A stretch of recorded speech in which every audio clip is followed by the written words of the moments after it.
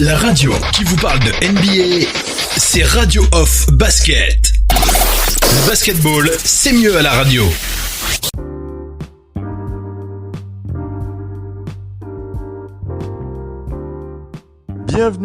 Bienvenue les amis, bienvenue dans ce talk show. Nous sommes dans le Big NBA Show, le talk show hebdomadaire.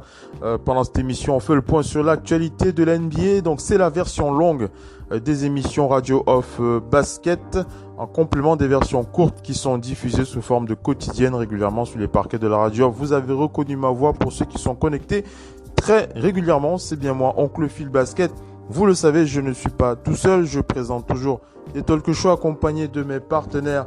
On va d'abord aller du côté de Angers. On va saluer le Doc qui est avec nous dans cette quotidienne. Bonsoir le Doc, comment vas-tu en ce mardi? Le Doc. Allô le Doc. Allô le Doc, est-ce que tu es là? Ah, le doc qui est sûrement dans le coin, il va nous rejoindre tout à l'heure. On va faire la passe à Missy. Missy est du côté de Paris, elle est avec nous. Elle est connectée pour ce talk show. Bonsoir Missy, comment vas-tu? Je suis du côté de Bretigny. Ah, du côté de Bretigny. En tout cas, bonsoir, comment vas-tu? Allez, donne-nous, comment vas-tu? Bonsoir. Il y a les petits neveux de temps à autre, je donne un petit coup de main. Comme l'école n'a pas totalement repris, bonsoir, on est là. Ouais.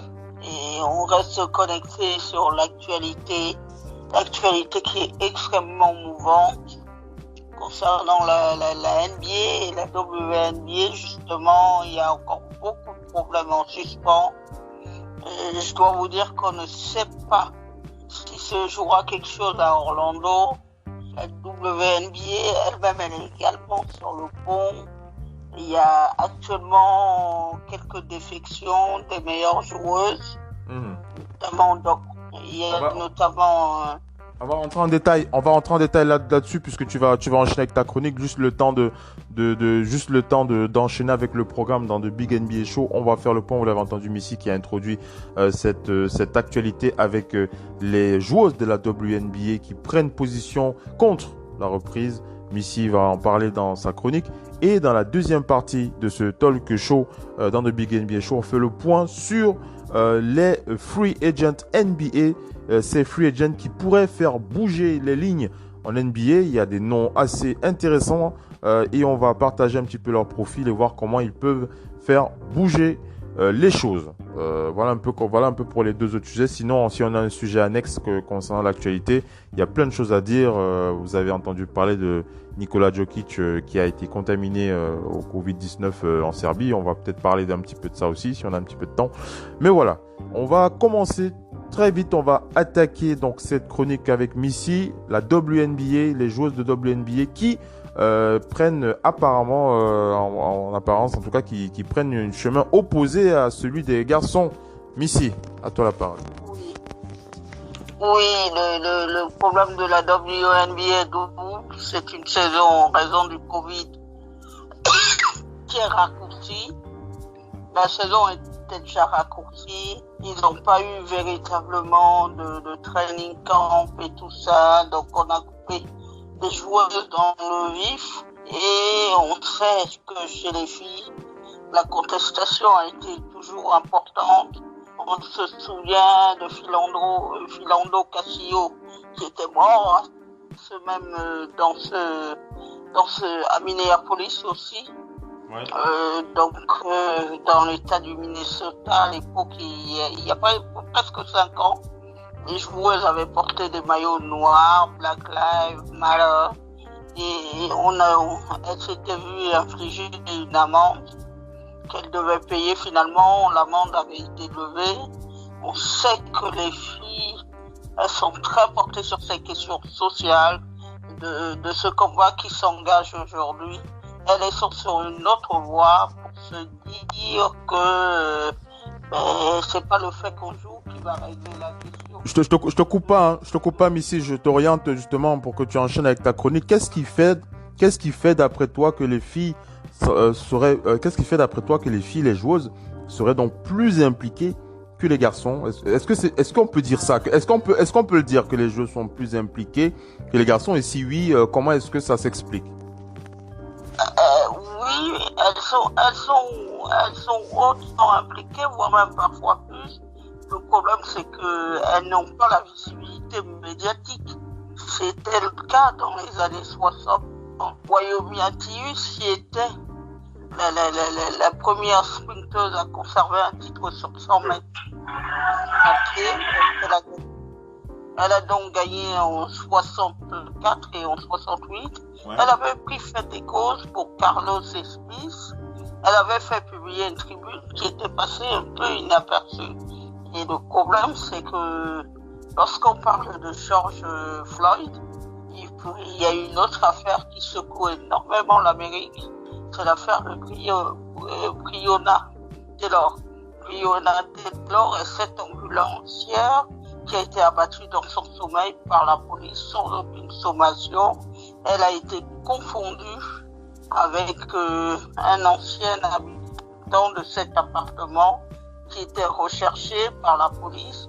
Il était déjà aux mains de la police au moment où ils ont fait irruption dans l'appartement. Visiblement, ils n'ont pas été prévenus que le suspect avait été arrêté. Ils ont ouvert le feu, elle s'est pris plusieurs balles. Sauf que l'affaire depuis aujourd'hui, elle est en état de stagnation. On vient juste de virer l'un des responsables des tirs, qui paraît-il est apparenté au Ku Klux Klan et à l'extrême droite. Ouais. Le problème dans cette affaire Breonna, c'est qu'elle est complètement oubliée. Il n'y a pas de justice pour elle. Donc les filles aujourd'hui, elles se disent il faut forcément qu'on agisse aussi pour Breonna et d'autres, parce que souvent les femmes, elles sont aussi au nombre de victimes, mais elles sont en partie oubliées dans les médias et tout ça. Et donc les filles qui étaient déjà sur les manifestations, donc hier, Natasha Clou, championne en titre avec les Mystiques, elle est une des grandes artisans du titre. C'est elle qu'on a vu notamment parler pendant ces finales qui ont tenu l'Amérique en haleine, qui ont été très très serrées. Elle joue un peu le rôle de coach. Mais cette saison, elle a dit, moi, je ne peux pas jouer en raison du fait que, il y a cette crise sanitaire et en même temps, il y a cette crise sociale qui met un peu tout d'autre chose en arrière-plan. Donc elle, si vous voulez, elle a créé des programmes. Elle a créé des programmes et tout ça pour venir en aide à toute la jeunesse. Elle fait énormément de choses. Mais avant que Natasha Clou ne le dise, c'est une autre très très bonne joueuse, Renée Montgomery, qui a dit pour les mêmes raisons qu'elle ne viendrait pas. Autre chose, c'est que il y a des défections, mais sur d'autres points, à cause de la situation sanitaire aux États-Unis, donc les très bonnes joueuses, Jonquel Jones a dit qu'elle ne venait pas non plus, et la Tua Sanders, elle a souffert en 2018 d'anémie, dont elle ne veut prendre aucun risque pour sa santé, mais il y a quelqu'un. On rappelle. Tu me complètes.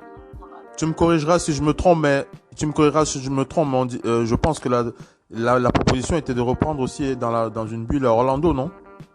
C'était ça à la base la proposition. Je crois que j'ai vu ça quelque part.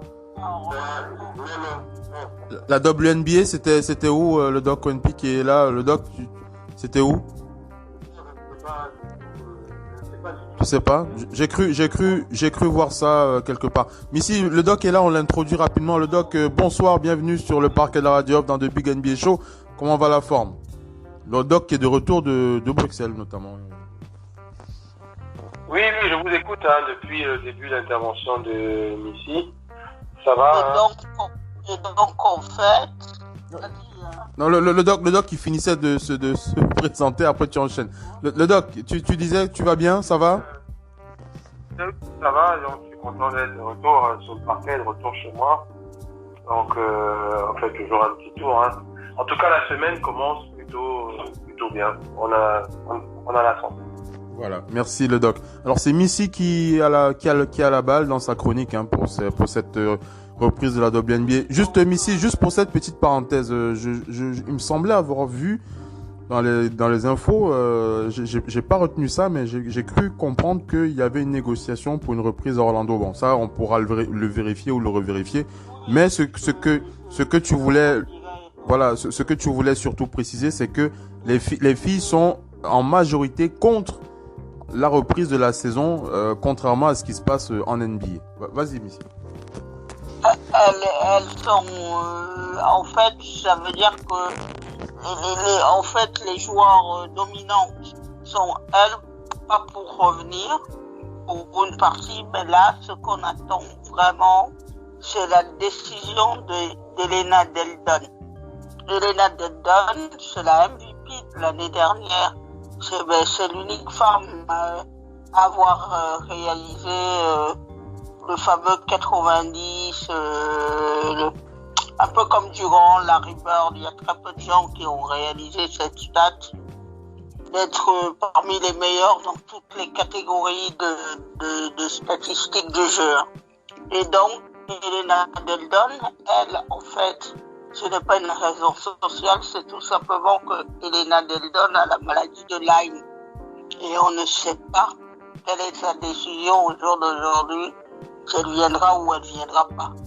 Par contre, Angèle McCombie, qui avait pris une année sabbatique, qui a Team USA aussi, elle, ce qu'elle veut demander à la NBA, c'est de permettre aux joueuses, sur leur maillot, d'afficher les noms de toutes les personnes qui ont été comme ça assassinées et tout ça.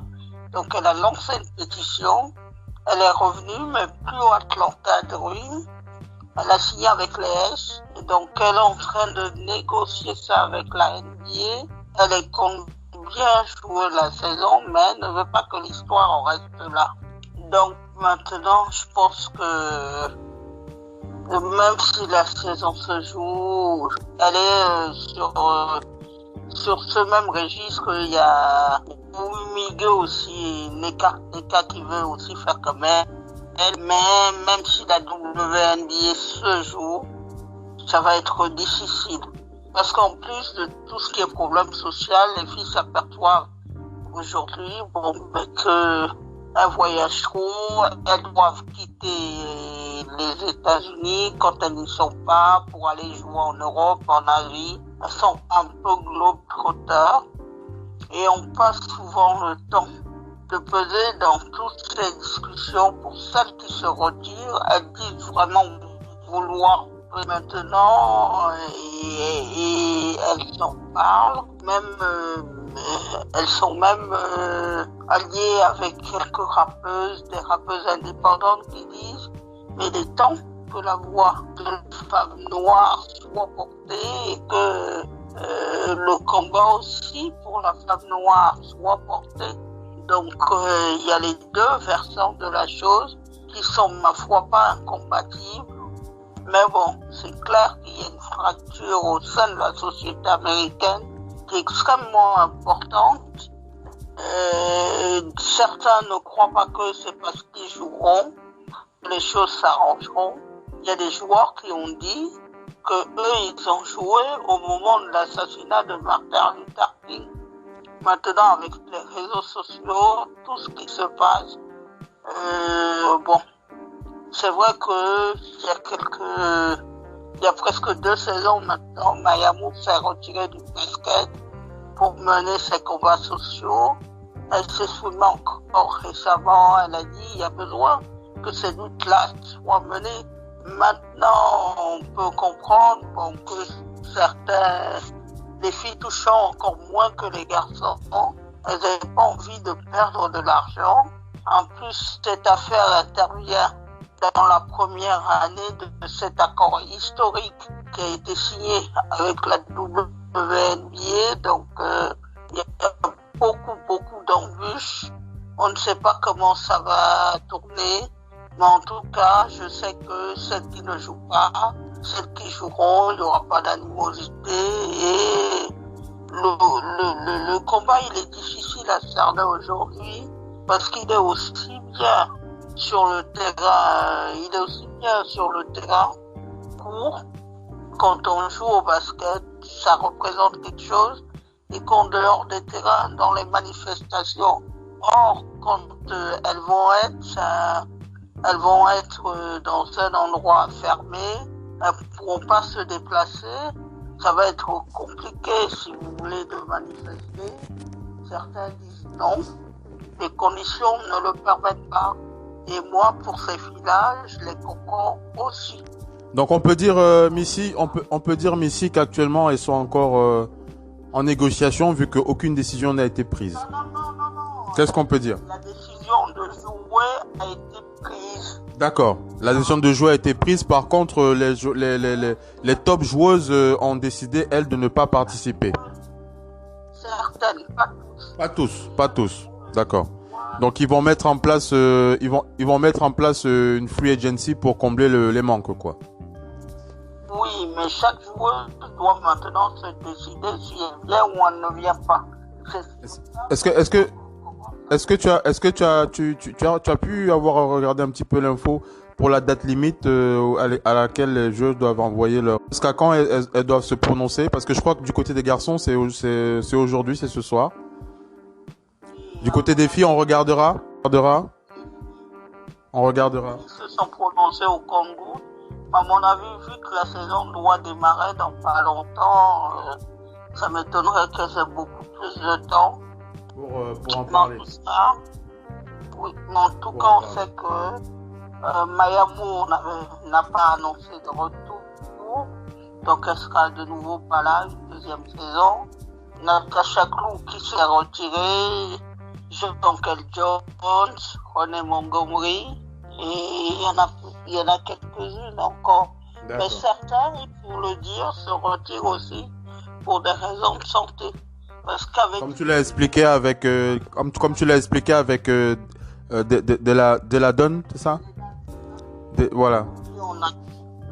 On attend parce que c'est quand même la MVP en titre. Elle, c'est vraiment pour des raisons de santé. Et puis, il y a à espérer que cette saison, elle se joue. En tout cas. Vas-y vers, comment tu résumes tout ça en conclusion? Après, on enchaîne avec la deuxième partie. Vas-y. En conclusion, c'est que il n'y a pas de bonne ou de mauvaise décision à l'heure où nous parlons actuellement. Il ne peut pas y avoir ceux qui disent il faut jouer, ils auraient raison. Par rapport à ceux qui disent il ne faut pas jouer, ils auraient tort. Je pense que ceux qui joueront, peut-être ceux qui ne joueront pas, il y a nécessité que les uns et les autres s'appuient sur eux-mêmes pour faire en sorte que les deux concordent. Ceux qui sont sur les barricades ont un message à porter. À faire passer. Peut-être si ont un message à porter. faire passer.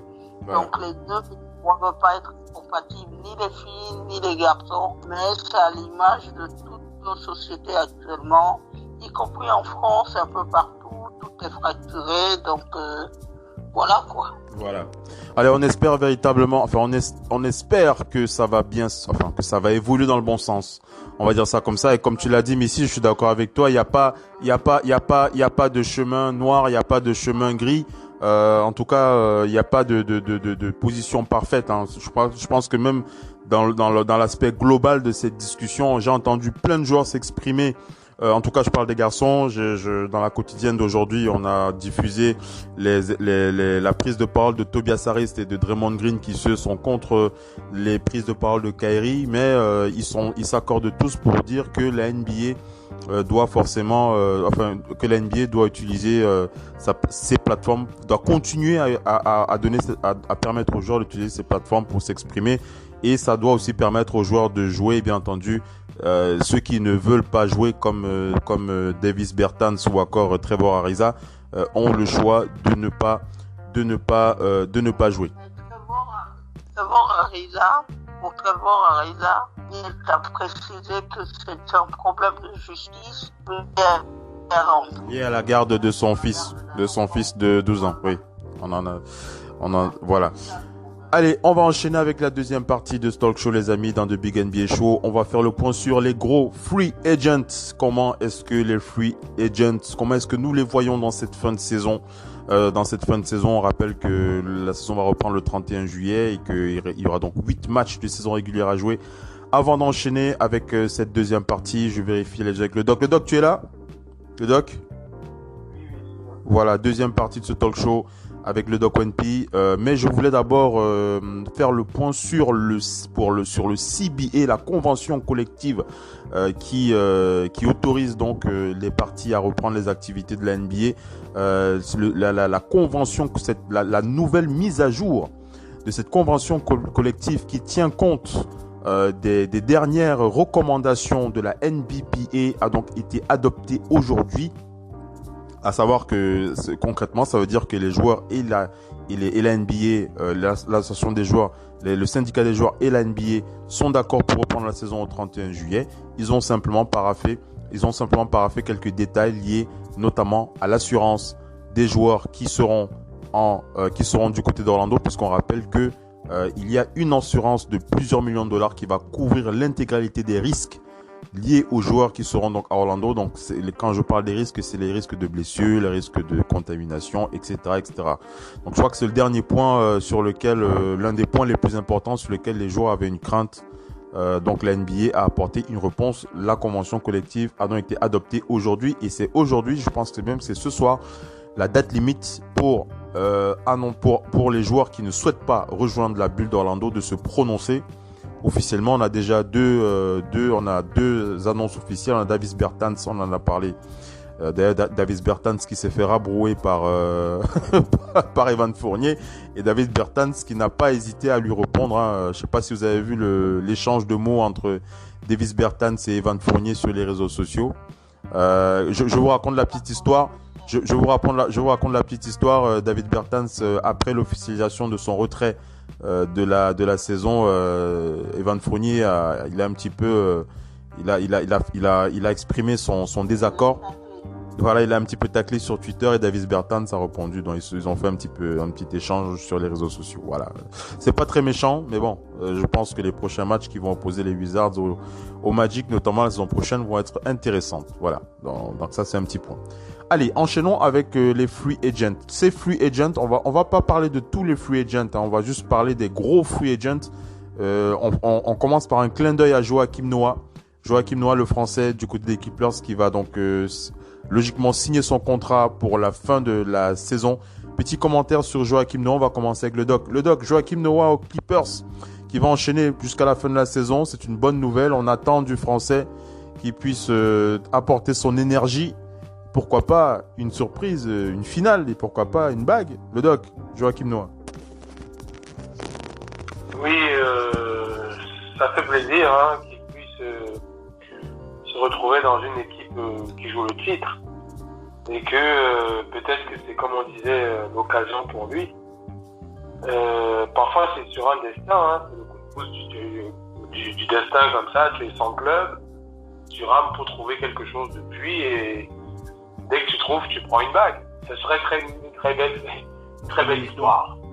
Ce serait une très belle histoire. Maintenant, je pense qu'il a assez de niaque et qu'il correspond à l'équipe parce que les Clippers, tu sens vraiment qu'au niveau de leur recrutement, ils ont adopté cette philosophie de guerrier. Il y a deux gros noms, All-Star et First Team NBA qui sont là. Mais autour, ils ont vraiment mis des mecs revanchards, des mecs guerriers qui mouillent le maillot. Le banc est profond. Quand tu vois la physionomie de cette équipe, ce sont vraiment des mercenaires qui viennent le couteau entre les dents. Parce que quand on parle de noms, ils n'ont pas vraiment de noms stars, mais ce sont des gars que quand tu connais le basket, tu sais que lui, tu peux aller en guerre avec lui. Tu peux aller en guerre avec lui et on dirait même que c'est une physionomie d'équipe playoff, parce qu'on sait bien que c'est en playoff qu'il faut avoir des guerriers prêts au sacrifice, un jeu physique, un jeu d'expérience. Tout ce qu'ils ont pris là, moi la physionomie de leur équipe, je la vois venir depuis, ça passe ou ça casse, mais à l'instar un peu de leurs collègues de de Los Angeles, mais du côté des Lakers. Mais qui les Lakers, en plus, il y a plus de noms fringants, de noms vendeurs, un style un peu plus feutré, comme ça a toujours été à Los Angeles. Alors que chez les Clippers, ça fait un petit peu, passez-moi l'expression, ça fait un peu les travailleurs d'usine, quoi, les usiniers. Ça m'a l'air vraiment des gars, c'est dur au mal. C'est dur au mal, tu vois, chez les Lakers, ça fait bien plus feutré, des gars tout beaux. Les bourgeois. Et les Lakers, c'est les bourgeois, les Clippers, c'est les prolétaires. Oui, ça fait que de toute façon, à Los Angeles, mais le truc, c'est que cette année encore plus, là, c'est pas juste des prolétaires, juste par le nom. Je sais pas si vous vous rappelez un petit peu de l'équipe de Détroit de 2004, où c'était un peu les prolétaires, mais tu sentais que c'était les durs au mal. Moi, cette équipe des Clippers, défensivement et tout, et ils ont même un avantage offensif que les Pistons n'avaient pas. Mais non, sauf que ils ont un MVP des finales en titre, et ils ont un first NBA team qui a été plusieurs fois dans la first 15 team. Mais ça me rappelle ce type d'équipe forgée, ça ressemble à une équipe de Détroit, ça. C'est une équipe où même le remplaçant rentre. Je vais souffrir. Moi, ça me rappelle, c'est vraiment des guerriers. Ça me rappelle encore plus. On sent le jeu omnubilé sur l'effort physique et sur le mal de l'adversaire. Les premiers bad boys. Parce que les premiers bad boys sont construits comme ça. Quand tu as Isaiah Thomas en star et que tu as après l'NBA qui devenait une star NBA quand il venait de l'université, mais autour, c'était que des besogneux. C'était que des besogneux, comme on dit alors. C'est vraiment, c'est des Clippers, quand vous voyez, ce sont des gars qui viennent pour faire, les minutes passées, faire, comme on dit couramment, du sale. C'est ça que ça me rappelle un peu. Parce que Jukes, en plus, vous savez bien que Jukes, quand vous le mettez sur le terrain, et file, qui d'autre que Jukes pour cette bataille contre les Lakers? Qui d'autre mieux que Jukes, vous savez, son passif avec LeBron James? Qui d'autre que Jukes pour galvaniser? Qui d'autre que Jukes pour être ils font jouer Jukes quand même avec Beverly. Je sais pas si vous vous rendez compte que les deux là sur le terrain, à un moment donné, ils font jouer Jukes avec Beverly à un moment donné. Je sais pas, et je ne parle même pas du frère de Chicago. Mais oui, et je sais même pas si vous rajoutez le frère jumeau là, l'autre là, qui est venu de Nord. Le pire, c'est que son jumeau est chez les Lakers. Donc, oui, c'est Maurice. Oui, c'est le frère mais Maurice. celui qui est chez les Clippers, c'est le plus nerveux, hein. Oui. C'est lui qui est le plus nerveux. Ils ont un deuxième 5 là, qui, je n'aimerais pas être ceux qui commencent le quatrième carton face à ce deuxième 5. Ça m'a l'air vraiment d'une raquette, parce que maintenant tu vois un petit peu, hein, sur le banc, n'oublions pas que sur le banc, ils ont quelqu'un qui est en liste pour le poste pour le meilleur 6e homme. N'oublions pas qu'il est sur le banc, et qu'en sortie de banc, tu auras quand même du très très lourd. Sorti surtout dans la raquette. Et je pense que le logo, je sais pas si c'est toujours lui qui gère les opérations de basket là-bas, ouais. Je sais pas, mais il est toujours dans l'ombre, de toute façon. On sait jamais. Il est toujours dans l'ombre. Enchaînons, on va faire la passe à Missy.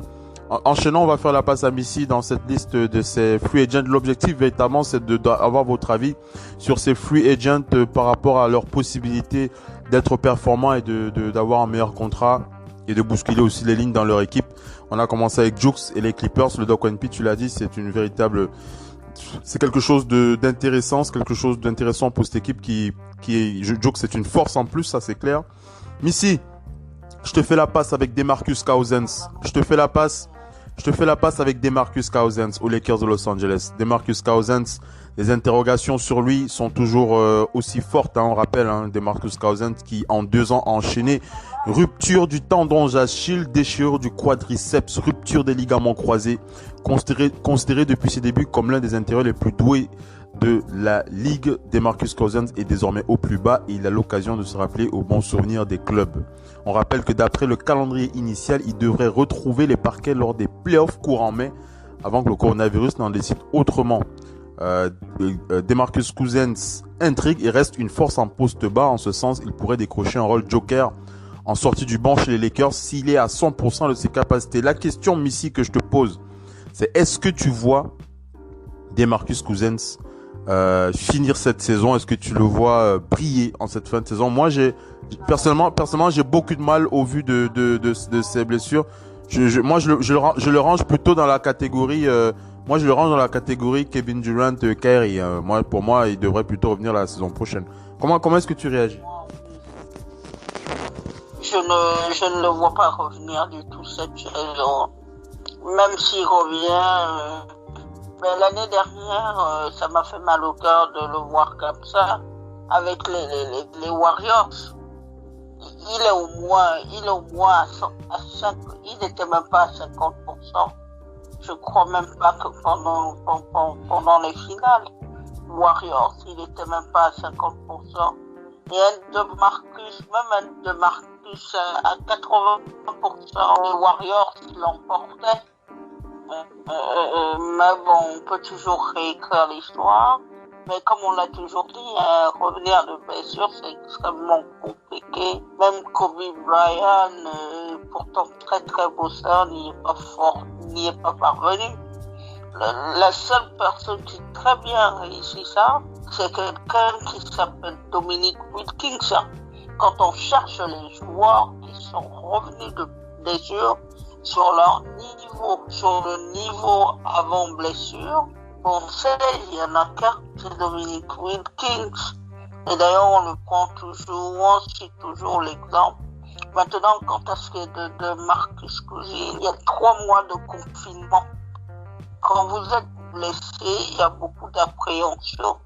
En 3 mois, parce que la blessure, c'est vrai, on vous soignez, vous guérirez. Mais ce qu'il y a, c'est que il faut consolider. Il faut forcément consolider quelque chose. Parce que lorsqu'on vous a opéré, on vous a retiré quelque chose, on vous a retiré une partie, on vous a retiré quelque chose qui est sans doute nécessaire. Il faut apprendre à faire avec.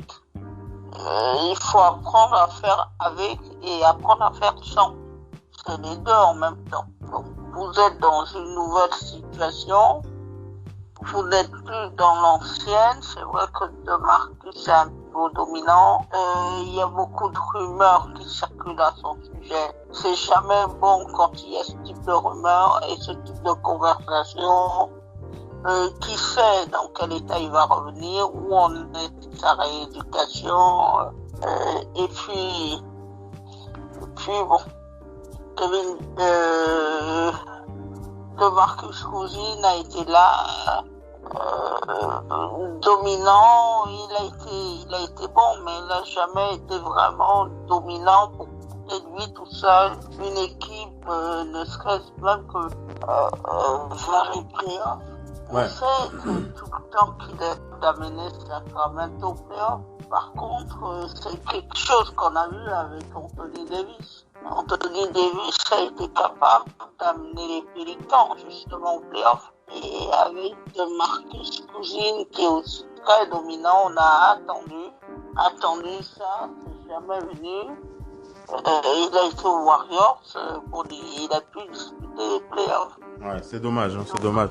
Donc, toi, tu vois véritablement, pour conclure, tu vois DeMarcus mettre une croix sur cette fin de saison et plutôt, et on va espérer que les Lakers le re-signent, quoi, et puis qu'ils repartent la saison prochaine. Sinon, ils peuvent le lâcher.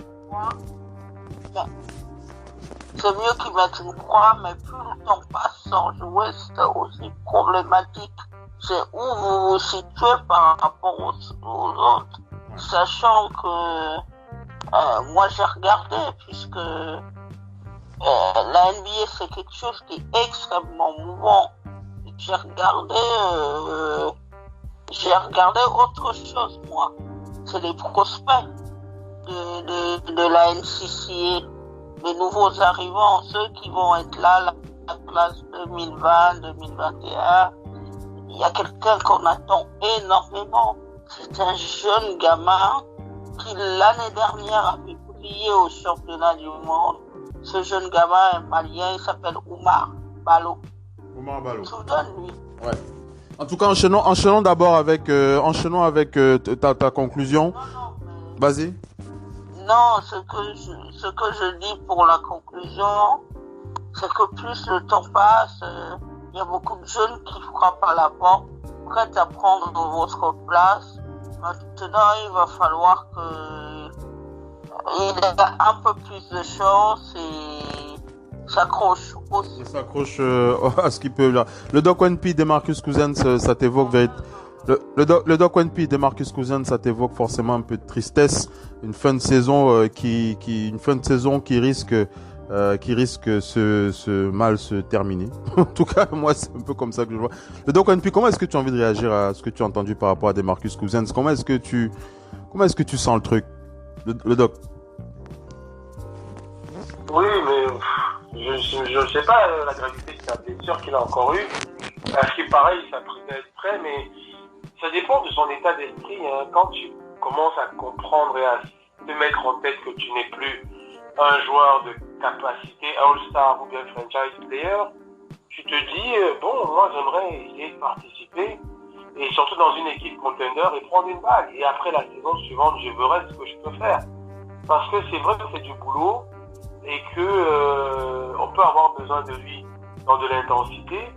Mais regardez, aux Warriors, Michel a dit, c'est vrai qu'on oublie souvent que même sans Kevin Durant avec un de Marcus à 80%, je pense que ça passe. Mais ça peut passer, mais si Klay Thompson se blesse aussi, il y a beaucoup de filles.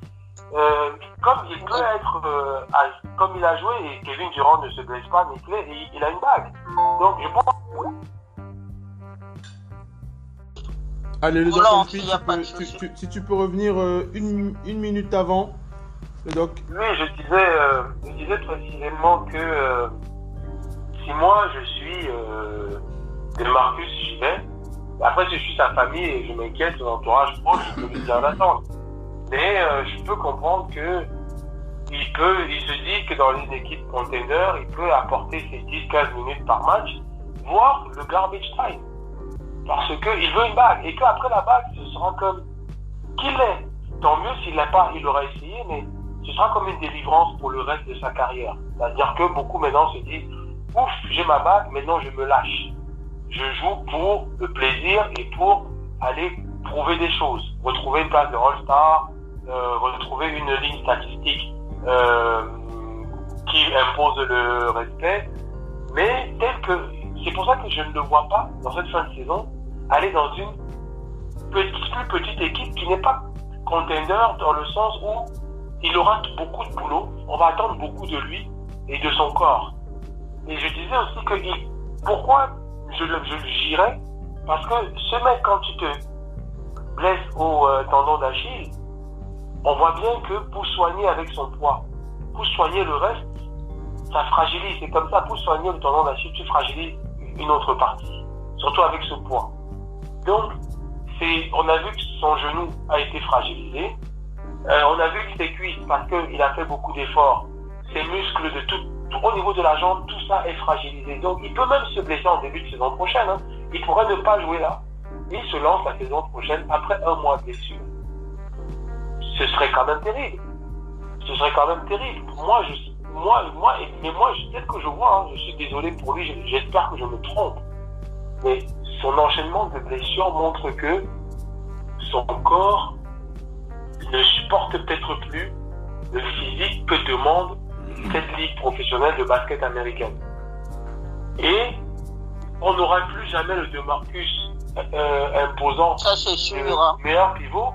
Mais c'est pour ça que je dis peut-être que dans sa philosophie à lui, il se dit, moi je veux juste apporter un peu de garbage ou quand les pivots titulaires sont en problème de faute. Je viens apporter mon expérience, je joue même si c'est du 10 minutes, mais j'ai une chance de participer à ce titre et avoir ma bague et dire je ne finirai pas comme Patrick Ewing ou Charles Barkley ou je sais pas quoi. Mais peut-être que dans sa tête c'est ça dépend de sa philosophie. Parce que moi, qu'il s'arrête pour attendre la saison prochaine, je veux bien, mais moi, tel que je vois son corps, même la saison prochaine, il n'est pas à l'abri. Ça dépend de ce qu'on va faire de lui. Si de Marcus pense, c'est dans les Lakers. Les Lakers ne l'utilisaient pas beaucoup. Ça n'a pas empêché qu'il se blesse. Donc, il est déjà appelé à se dire que ce sera un de Marcus, peut-être à l'avenir, si on a une liste statistique à 12,8 rebonds, c'est déjà très très bien. À l'heure actuelle, il ne faut même pas rêver. À part peut-être qu'on aura un miracle. Mais moi j'irai jamais que chez un contender qui joue le titre. Après, s'il y a une élimination, c'est sans regret. Mais ouais. je viens de dire, parce que la saison prochaine, je ne suis pas sûr comme contender, à part encore pour le mettre en fin fond de banc avec un petit salaire, le prendrai. Je me dis, moi, j'y vais maintenant, si j'ai ma balle, je me barre à Phoenix, à Atlanta, où je ne sais pas où ils ont besoin d'aider, où je peux avoir beaucoup de temps de jeu, où je me barre, je ne sais pas, Washington n'a même pas de pivot imposant. En tout cas, je vais quelque part où j'ai du temps et je demande plus d'argent. Ouais. Donc, vaut mieux qu'il y aille, quoi. Vaut mieux qu'il y aille et qu'il tente le tout pour le tout. Vaut mieux qu'il y aille. En tout cas, je te comprends et je suis tout à fait d'accord avec toi. Déjà entendu Missy, elle aussi, elle approuve cette logique. Enchaînons avec un autre free agent qui lui ne vise pas le titre, en tout cas qui n'est pas dans une équipe contender, mais c'est aussi une histoire triste à raconter, en tout cas à partager. C'est Isaiah Thomas, vous l'aurez compris, Isaiah Thomas, un autre joueur passé par les Kings de Sacramento, aujourd'hui libre de contrat. Seule différence entre les deux, on rappelle qu'Isaiah Thomas a foulé les parquets. La dernière fois qu'il a foulé les parquets, c'est lors de la saison 2019-2020. Et c'est avec les Wizards que Isaiah Thomas, plombé depuis plus de 2 ans par des problèmes de hanches, a pu retrouver des sensations. L'espace d'une demi-saison, quasiment 12,4 passes par match jusqu'à ce qu'il soit transféré, puis coupé par les Clippers en février. Aujourd'hui, il repart de zéro. Isaiah Thomas va devoir convaincre des dirigeants de lui laisser une chance dans une formation en manque de vécu en play-off et de scoring de banc. Mais quelle franchise pourrait se positionner sur le cas de Isaiah Thomas? Avant de reprendre à cette question, votre sentiment déjà par rapport à Isaiah Thomas, une autre tristesse, une autre histoire triste de cette fin de saison NBA. Missy, ton ressenti par rapport à Isaiah Thomas à chaud comme ça, Isaiah Thomas qui alors je sais pas si tu regardes, je regarde souvent alors je suis abonné sur une liste de comptes Twitter de joueurs NBA pro et lorsque de joueurs NBA pardon, et lorsque je regarde les tweets de Isaiah Thomas, la plupart de ces tweets, il se remémore ses meilleures années aux Celtics de Boston et il retweet à chaque fois les highlights de sa période aux Celtics. Et moi, ça me fait, j'ai toujours ce mal au cœur où je me dis, on a l'impression, ça fait genre, je suis fini, bon, bref, il y a vraiment cette tristesse là qui ressort. Missy, comment tu réagis, comment est-ce que tu vois l'avenir d'Isaiah Thomas dans cette ligue? C'est pas fini, mais quand vous vous souvenez du moment où il fait cette stat complètement incroyable. 29 points par saison. Et au Celtics, il est encensé de toutes parts pendant les playoffs lorsque sa sœur meurt. Tout le monde est derrière lui. C'est autant vous dire que toutes ces choses-là, c'est très éphémère. Ça a une fin.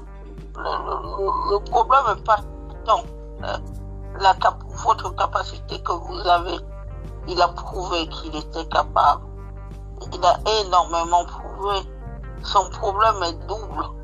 Son problème vient du fait que vous vous souvenez de cette fameuse équipe des Suns qui avait été bon et qui avait même eu plus de victoires par rapport à l'Est. Cette équipe des Suns, à l'époque, n'a jamais pu aller au play-off. Cette équipe des Suns, il y avait Brandon Knight, il y avait l'autre là qui joue maintenant au Milwaukee Bucks. Comment il s'appelle, le mini LeBron là? Oui, vas-y, continue. il y avait Isaiah Thomas, et l'autre, je crois que c'était Goran Dragic, non? Ouais. Je sais plus, il C'est était pas là-bas. Enchaîne, vas-y, enchaîne. Alors, donc, tous ces meneurs qui étaient à cette même équipe et tout, à un moment donné, au poste meneur, il a toujours été bien. Sacramento Suns, dans toutes les équipes où il est passé, il a toujours été bon. Mais le problème, c'est que ça dépend quel âge vous passez dans ces équipes. Au jour d'aujourd'hui, qu'est-ce qui intéresse les gens? C'est un meneur jeune qui intéresse toutes les équipes. Isaiah Thomas, il n'intéresse absolument pas les gens à 29 ans. C'est pour ça d'ailleurs que les Celtics n'avaient pas hésité à le remplacer par Kyrie. Sauf que Kyrie s'avérait que les Celtics, finalement, c'était pas trop peu pour lui. Et puis, Isaiah Thomas, quand vous faites une saison comme ça, vous attendez vos dollars. Puisque vous dites, mais j'ai fait une bonne saison, il faut maintenant que celui qui va me prendre me donne l'argent. Et puis Boston s'est débarrassé de lui, lui-même il n'en est jamais revenu. Il croyait même pas que Boston pouvait se débarrasser de lui. Mais la NBA c'est déjà un business. Et c'est pas le tout d'entrer à la NBA. La NBA, il y a beaucoup de gens qui sont entrés. Mais combien de gens se sont maintenus? L'idée pour tous, petits, gros joueurs, c'est l'idée de se maintenir. Et de se maintenir. Quand vous entrez à la NBA, vous entrez là, comme on a parlé de Sekou Doumbaya, tout ça. Vous entrez à la NBA, vous avez 3 ans pour faire vos preuves et aller le plus haut possible. C'est dans ces 3 années-là, que vous faites véritablement votre assise. Et puis, c'est le choix de la franchise. On parle de ça. Et Steph Curry, au début, il a été énormément tombé par des blessures. Les gens, quand on a commencé vraiment à parler de Steph Curry, que les gens ont sans doute découvert à ce moment-là, moi je le redécouvrais pas, j'ai toujours dit qu'il avait le talent. Mais il faut croire, pour Steph Curry, ça marche autrement. Lui, il a pu remettre son puzzle dans l'ordre parce qu'il était aussi dans une franchise qui, quand elle a misé sur un joueur, elle n'a pas pour habitude de s'en débarrasser comme ça. Donc lui, il a bénéficié de ça. Mais après, ça dépend dans quelle équipe vous tombez. Maintenant, c'est quelqu'un qui peut aider. Mais c'est que le problème d'Isaiah Thomas, c'est que sa petite taille est problématique. Surtout en play-off. On a beau se dire en saison régulière, on va vous laisser un peu d'espace. Mais les Celtics ont bien compris qu'avec lui en play-off, c'est compliqué. Même s'il a fait des beaux scores. Ce sera vraiment compliqué, oui. Vas-y, conclue et après on enchaîne. Vas-y. Donc maintenant, c'est vraiment malheureux qu'il en soit là, à ne plus rien avoir du tout. Mais c'est bien ce qu'il faut dire aux jeunes. Vos efforts ne peuvent pas être sur une seule saison. Il faut être constant depuis le début de votre carrière. Voilà. On enchaîne. Rendre des services. Ouais. Voilà. On va espérer véritablement, on va espérer qu'une équipe le prenne, hein, une équipe. Je voulais rêver à l'idée d'une équipe qui pourrait le prendre sur celles qui vont jouer les 8 matchs de saison régulière.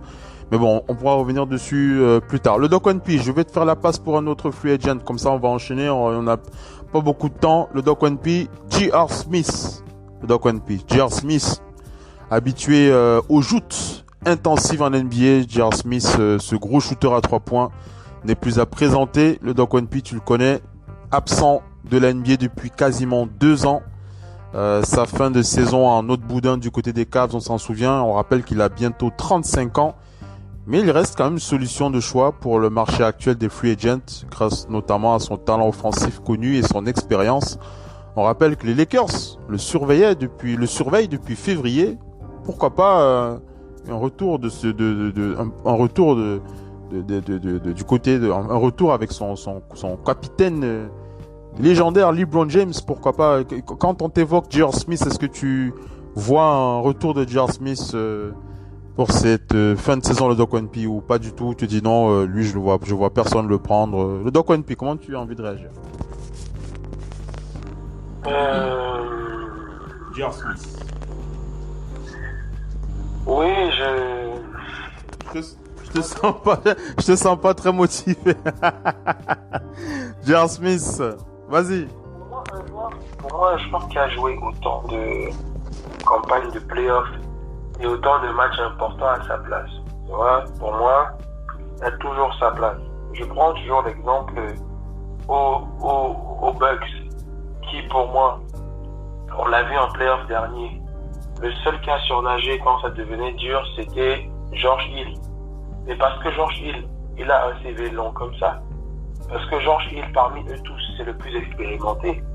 Et on l'a vu quand c'était difficile, que c'est George Hill le seul à surnager. Et on se demande même pourquoi le coach l'avait laissé sur le banc. Parce qu'il est remplaçant quand même de Bledsoe. Mais il faisait du meilleur boulot face à l'adversité dans cette dure opposition contre les Raptors. C'était lui qui faisait la différence. Mais il y a eu plusieurs matchs où on l'a laissé sur le banc parce qu'en NBA, il y a cette hiérarchie.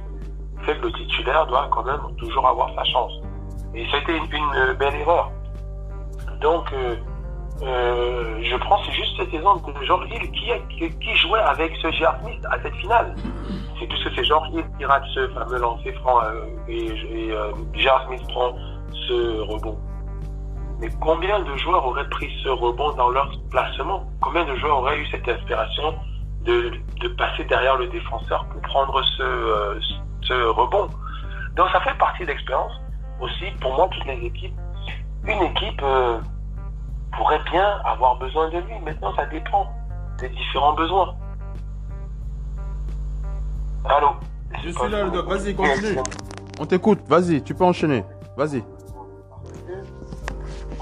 Si on va chez les contenders, on sait bien que les Bucks ont signé quand même de l'expérience comme ça avec Kyle Korver, qui défend moins bien, mais qui tire peut-être plus en fiabilité, mais non, mais Kyle Korver a besoin d'être esselé. Et on sait bien qu'ils ont besoin de lui parce qu'ils vivent et meurent par les tirs. Mais J.R. Smith peut le créer son tir, il peut défendre, il peut driver. Ça c'est très différent. Mais on voit bien que les Bucks se sont équipés de joueurs d'expérience comme ça, que je parle de George Hill, mais je vois Kyle Korver qu'ils ont pris à ce poste. Mais Toronto, ils ont ce qu'ils veulent parce que les blessures sont finies. Mais Boston, Boston, il y a encore de la place pour ce genre de... Boston, je le dis en guard, en shooting guard, Boston n'a pas du lourd. Boston commence en shooting guard avec un génie, le petit Tatum, parce que Tatum et Jalen Brown commencent ensemble. Il y a un qui est obligé de jouer en shooting guard et l'autre en small forward. Sauf que après ça, sur le banc, c'est compliqué, même si Gordon Hayward vient. C'est pas lourd. On sait bien que J.R. Smith peut jouer 2 comme 3. Après Gordon Hayward, qui en plus n'est pas 100% fiable. Voilà, il y a toujours ce genre d'équipe. Marcus Smart, c'est en meneur. Donc Marcus Smart pourra jouer en meneur. Donc c'est très différent. On voit bien, je parle même pas que d'eux. Il y a d'autres équipes. Quand je vois Indiana, est-ce que vous avez vu les mecs que Indiana a pris? Indiana a été réfléchi. Quand ils prennent en shooting guard, les Jeremy Lamb. Jeremy Lamb, J.R. Smith n'a rien à lui en lui, même si Jeremy Lamb c'est pour l'avenir. Mais on cherche des gens pour terminer cette saison et aller le plus loin possible. Mais Jeremy Lamb, franchement, c'est lui, même si TJ Warren est là, TJ Warren joue en 3, il joue pas en 2. Il y a toujours des besoins de ce type de personnes. Et que dire de nos Sixers? Nos Sixers qui n'ont pas beaucoup de gars au sang-froid. Korkmaz est leur meilleure option de tir à longue distance. Korkmaz, parce qu'on sait bien que Alec Burks qui est arrivé, Alec Burks c'est plutôt dans du poste 3 qui aime bien driver, tirer à mi-distance. Josh Richardson passe le temps à se blesser. On ne sait pas du tout comment il va faire. Leur meneur Ben Simmons ne tire jamais. Donc, Moi, je cite déjà des équipes là. Parce qu'au début de ta question, ça m'a un peu surpris et j'essayais de chercher. Et je peux même te dire que pour moi, une équipe, parmi toutes les équipes là, quand je regarde, qui peut avoir besoin de lui, à l'ouest, il y a encore 2-3 équipes, mais le retour à la maison à Denver, Denver a ce problème parce que Will Barton rentre, on ne sait pas trop si c'est pour le 1 ou le 2, mais en même temps, ils ont ce vrai problème que Gary Harris n'a plus sa forme de la saison dernière. Je ne sais pas si ça va changer après cette pause, mais Gary Harris a été une vraie déception et ça a fait que quand Jamal Murray s'est blessé, c'était une catastrophe. Il se cherchait. Heureusement que Will Barton avait cette époque, mais tu vois, il y a pas mal d'équipes comme ça. Utah, je vois pas trop pourquoi Utah se contente d'un Bogdanovic qui est normalement 3. Ils le mettent en 2. Conley est meneur, donc Conley, quand il commence, ils sont obligés de décaler Donovan Mitchell en 2, mais en sortie de banc, Jordan Clarkson, est-ce que c'est du sûr? Non, moi je te dis des équipes où, comme pour moi ça fait partie de l'état d'esprit aussi. L'état d'esprit, quel est l'état d'esprit de J.R. Smith?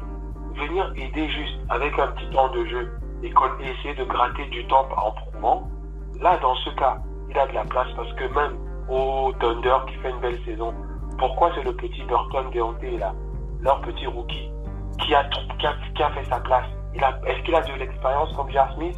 Je ne pense pas. Parce que derrière Gallinari et Alexander là, il n'y a pas grand chose.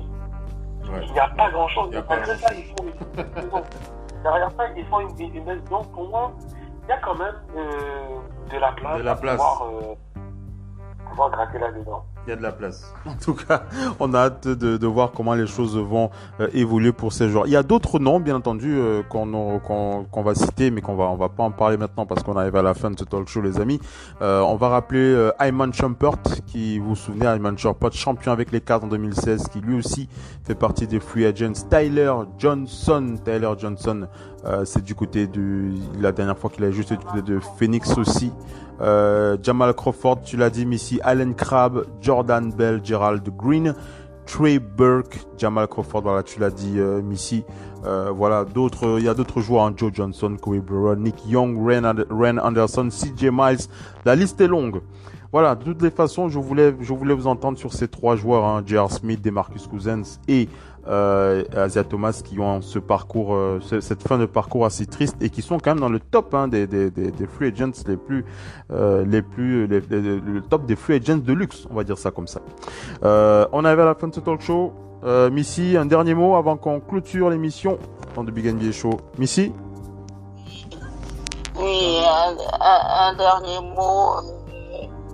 RIP à monsieur Slimaneou, si je prononce bien son nom. Sa fille Yvette jouait notamment pour les équipes de France.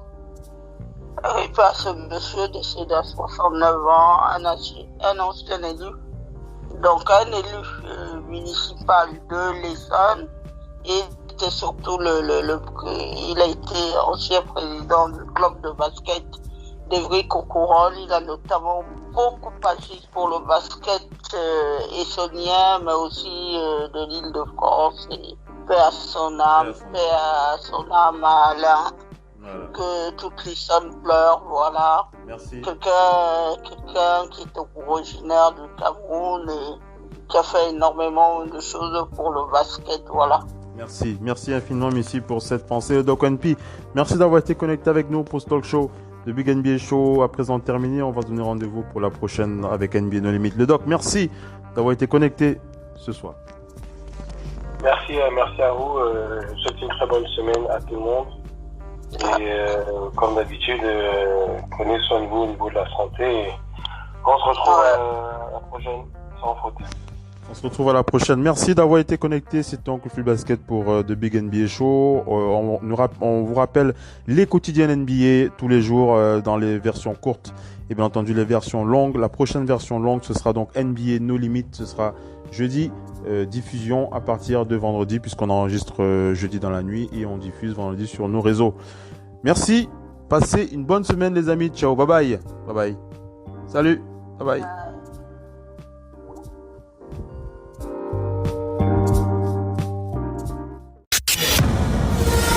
La radio qui vous parle de NBA, c'est Radio Off Basket. Le basketball, c'est mieux à la radio.